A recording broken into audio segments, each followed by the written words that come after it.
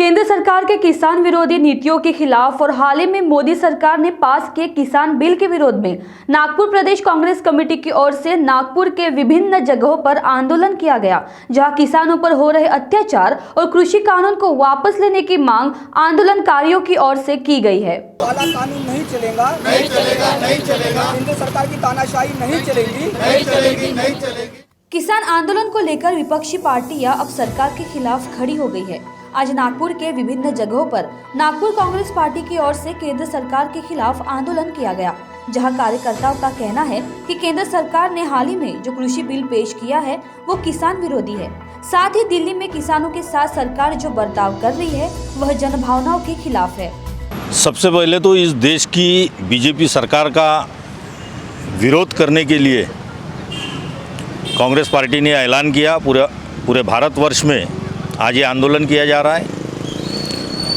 और ये आंदोलन कांग्रेस पार्टी की ओर से ही नहीं तो पूरे देश में सभी पक्षों के लोग किसान के सम्मान में, किसानों के समर्थन में आज ये आंदोलन किया जा रहा है।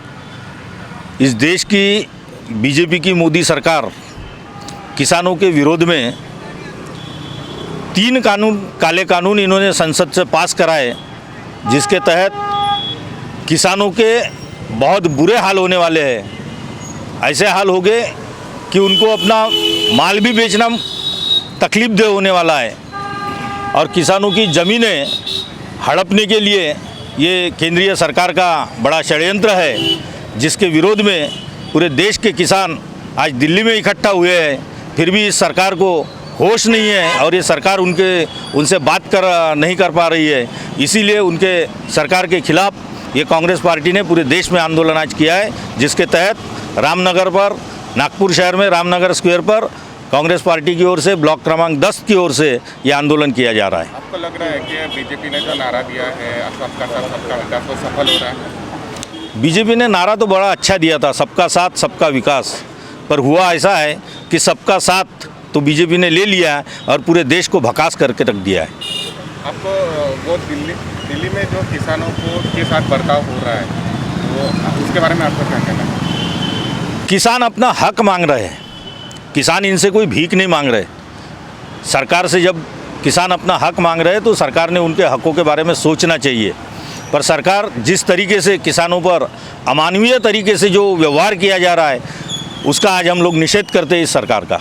वहीं संविधान चौक में भी कांग्रेस पार्टी की ओर से आंदोलन किया गया, जहां कांग्रेस कार्यकर्ताओं ने अपनी प्रतिक्रिया व्यक्त की है।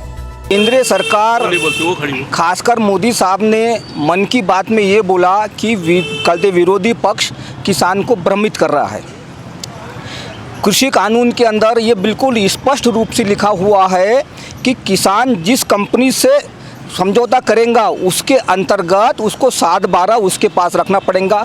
कंपनी उसको बीज और खाद देंगी, किसान केवल अपने ही खेत में केवल मजदूर बन के रह जाएगा। दूसरा, अगर कभी कोई भगवानी आपदा आ गई तो उसकी भरपाई किसान को नहीं मिलेंगी, केवल कंपनी को मिलेंगी जिस कंपनी से समझौता हुआ है।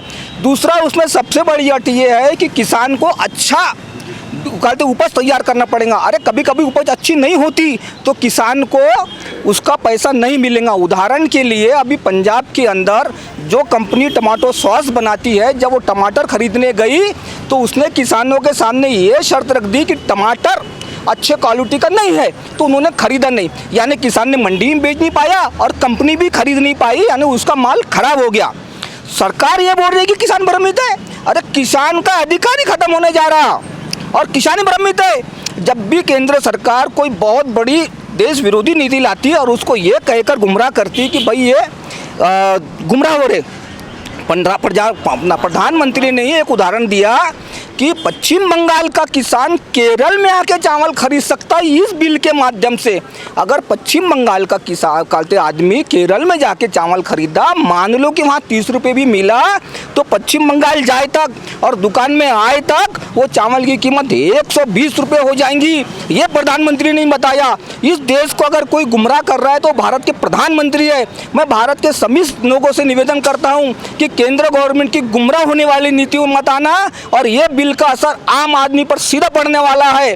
क्योंकि पहले भारत में ऐसा कानून था कि कोई भी माल ज़्यादा गोडाउन के अंदर नहीं रख सकता, अगर रखेगा तो उस पर रेट पड़ती थी। लेकिन इस बिल के आने के बाद में ऐसा हो जाएगा कि वो जितना चाहे उतना माल स्टोर कर सकता है, जब तक भाव नहीं बढ़ेगा वो दुकानों में आके बेचेगा नहीं। यानी आज हमको जो गेहूँ 30 रुपये का मिल रहा है, अगर ये बिल पास हो जाता और लागू हो जाता तो वो गेहूँ हमको 80 रुपये किलो मिलेगा।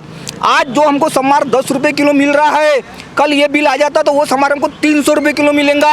अरे आज 50 रुपये किलो प्याज खरीदने में आम इंसान घबरा जाता, ये बिल पास होने पर प्याज 200 रुपये किलो मिलेंगी। यानी इस देश का आम इंसान जो कि 82 करोड़ के आसपास है, ये केंद्र गवर्नमेंट बोलती, उनको मौत की आग में झोंक दिया जा रहा। अमेरिका के अंदर ऐसा ही बिल आया था, लोगों ने किसानी छोड़ दी। रूस में ये बिल आया था, लोगों ने किसान छोड़ दी। और आज वो देशों को पूरी तरह दूसरे देशों पर निर्भर रहना पड़ता है। मोदी सरकार ने चुनाव में सबका साथ सबका विकास का नारा दिया था। इस नारे के तहत किसान भी आते हैं। सरकार को उनके अधिकार और जरूरतों का ध्यान रखना चाहिए। आखिरकार वही हम सबके लिए खून पसीने से अनाज सींचकर देश की जनता का पेट पालती है। मोदी सरकार मुर्दाबाद, बीजेपी सरकार मुर्दाबाद। किसान विरोधी बिल वापस होना चाहिए, होना चाहिए, होना चाहिए। किसान विरोधी बिल वापस होना चाहिए, होना चाहिए, होना चाहिए। राहुल गांधी हुकुमशाही नहीं चलेगी, नहीं चलेगी, नहीं चलेगी, तानाशाही नहीं चलेगी, नहीं चलेगी, नहीं चलेगी। BJP. Camera person Dinesh Satpute के साथ प्रकाश शुंकलवार, वी24 तास, नागपुर।